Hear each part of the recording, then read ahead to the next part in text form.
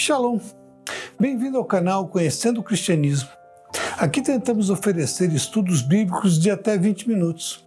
Estamos abordando nesse ciclo de estudos as principais doutrinas básicas do cristianismo. Quero lembrá-lo de algo que falei no vídeo anterior. Esse é um canal cristão, especialmente destinado a cristãos novos ou já maduros, que entendem e aceitam que o que está definido na Bíblia por pecado é e vai continuar sendo pecado até a volta de Jesus. A Bíblia é que nos define. Eu sou William Pereira, apenas um cristão cumprindo seu chamado.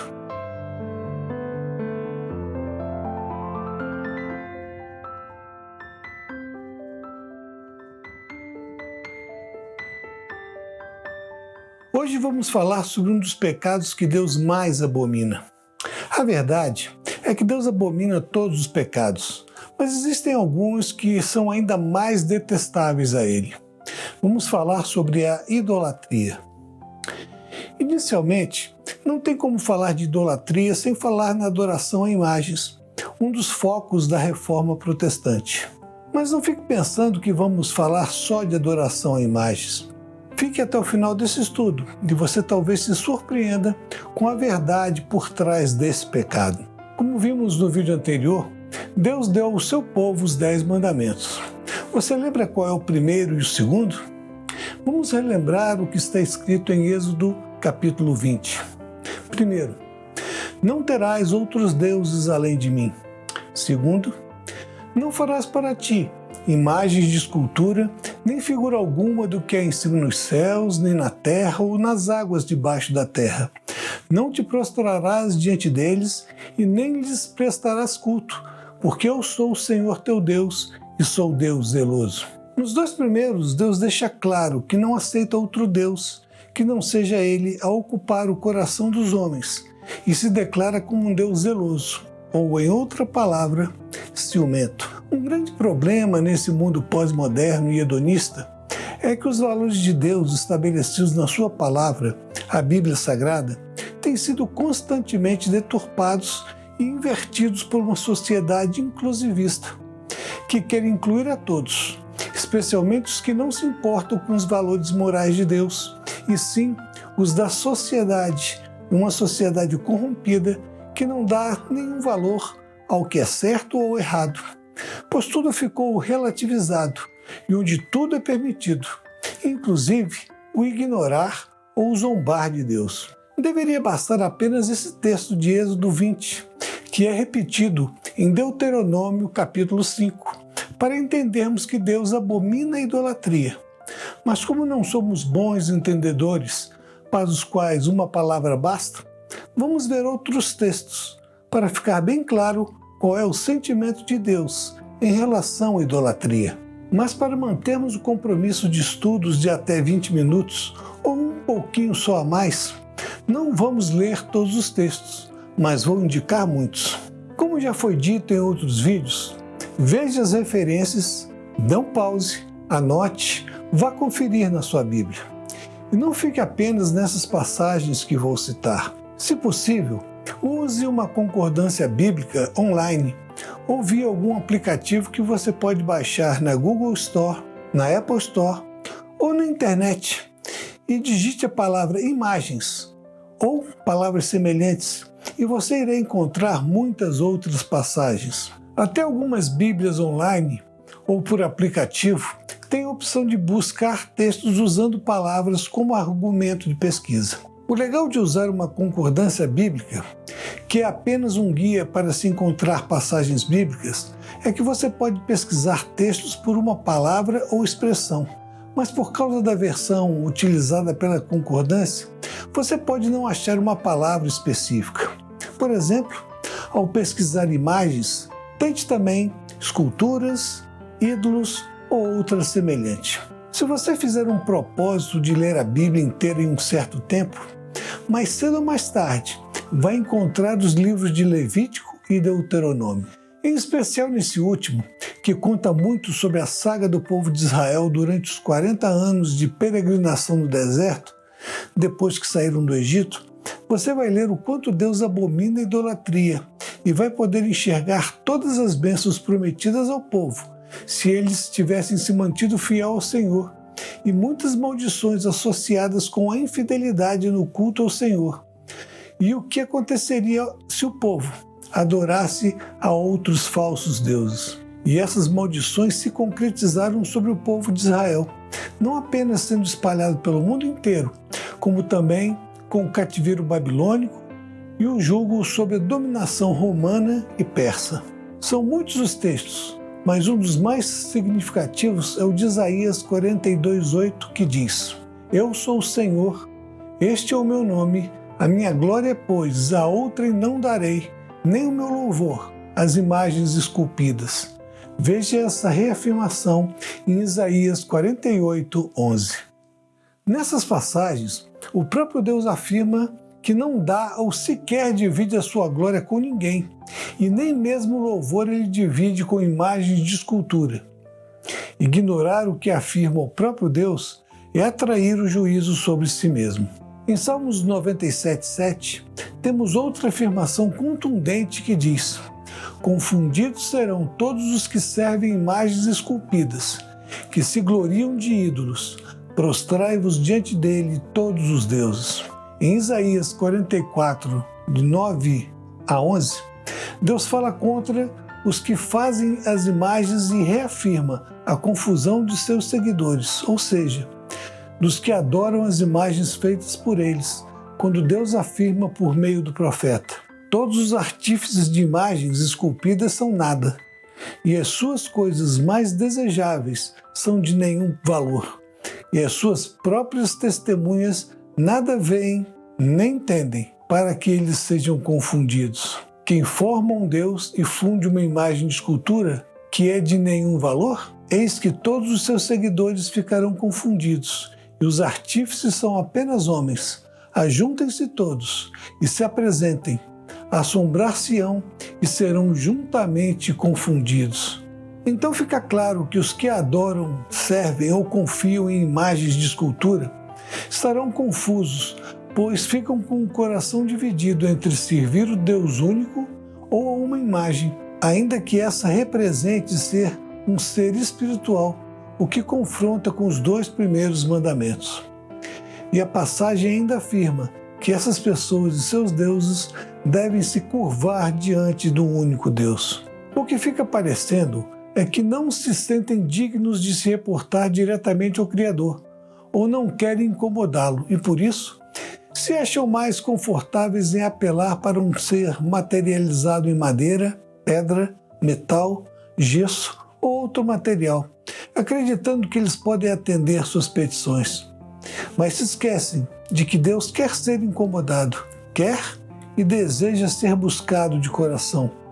O próprio Deus, em Isaías 41:29, nos ensina: Eis que todos são vaidade, as suas obras não são coisa alguma, as suas imagens de fundição são vento e coisa vã. Assim, Deus define as imagens como vento e coisa vã, ou seja, sem nenhuma utilidade ou valor.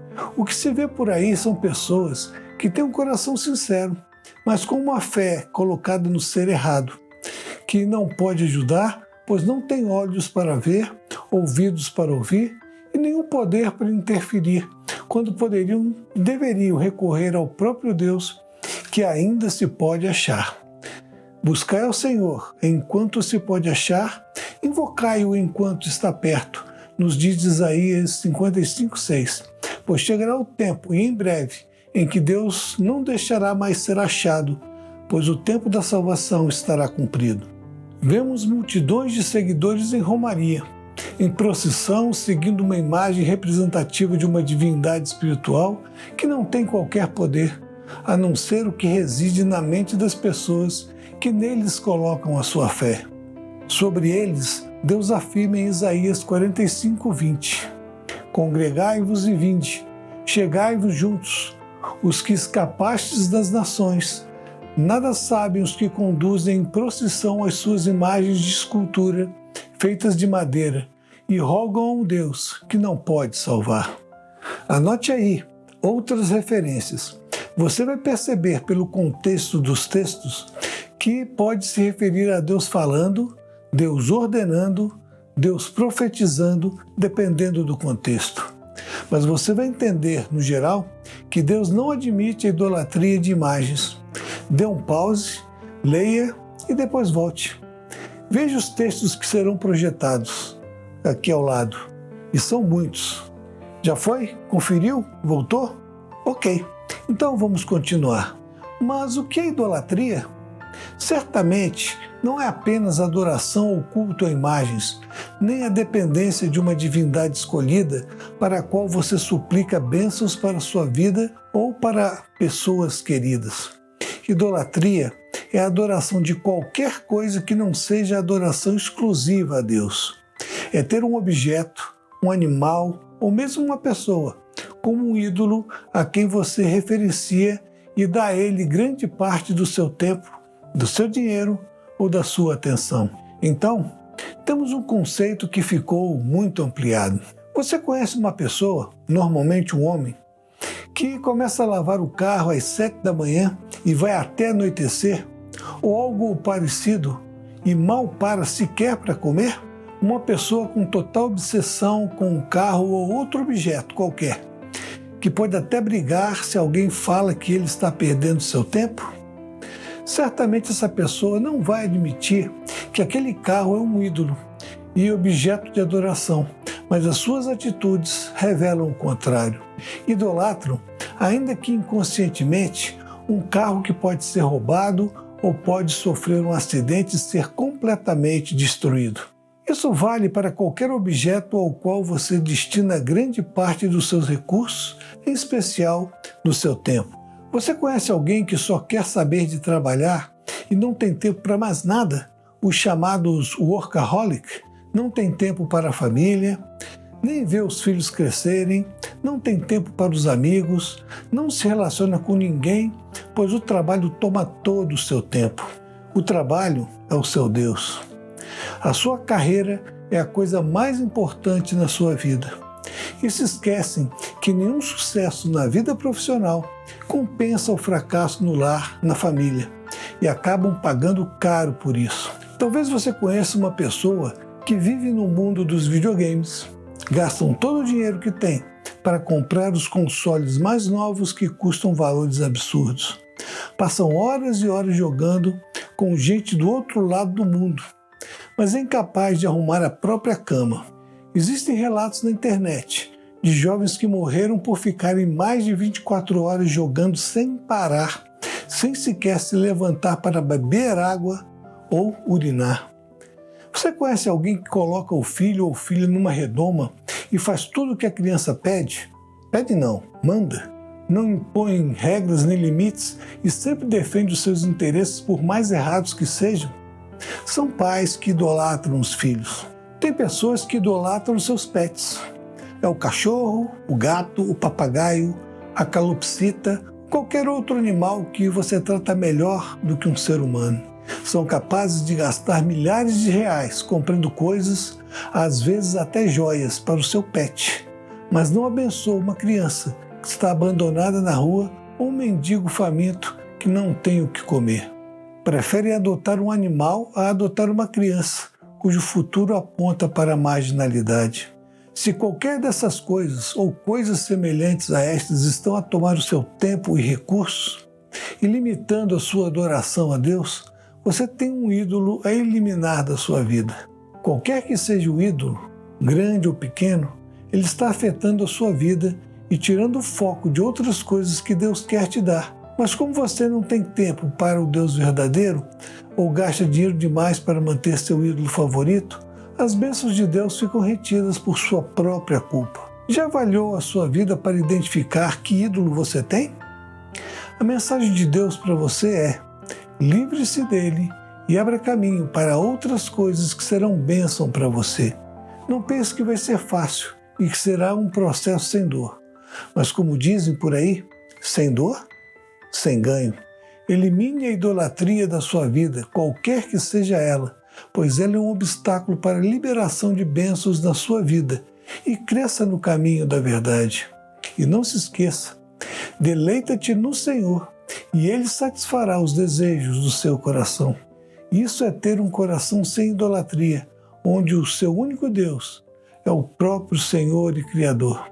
No nosso e-book Cristianismo para o século XXI, que estará disponível na Amazon, você vai encontrar em suas mais de 500 páginas de conteúdo muitos outros detalhes sobre esse e outros temas que estudamos aqui, separados por capítulos que, por causa do tempo limitado, não podemos abordar tudo o que é necessário aqui.